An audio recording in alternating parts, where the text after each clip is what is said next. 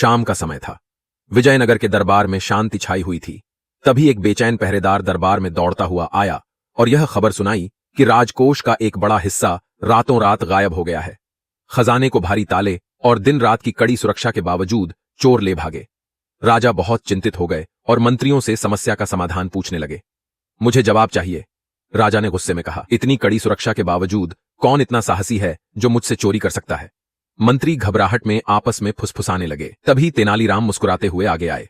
महाराज, मुझे 3 दिन का समय दीजिए, मैं इस रहस्य को सुलझा दूंगा। जांच शुरू होती है। तेनालीराम ने अगले 3 दिनों तक राजकोष का निरीक्षण किया।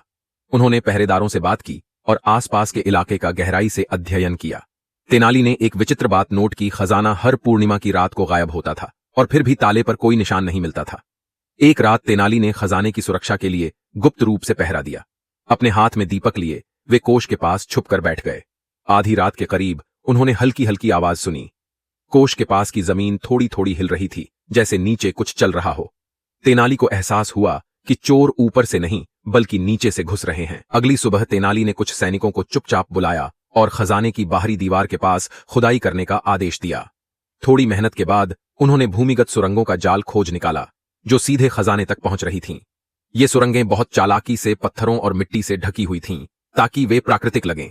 लेकिन ये सब किया किसने था? उन्हें तुरंत एक कारीगर की याद आई जिसने हाल ही में खजाने की इमारत का काम खत्म करने के बाद राज्य छोड़ दिया था। तेनाली को उस पर शक हुआ और उन्होंने चोरों को पकड़ने के लिए एक जाल बिछाया। सुरंग में घंटियां और झनझनाने वाली चीजें रख दीं। अगले पूर्णिमा की रात जैसे ही चोर सुरंग के अंदर घुसे, वे इन छुपी हुई घंटियों को बजा बैठे। तेनाली और सैनिकों ने चोरों को रंगे हाथ पकड़ लिया।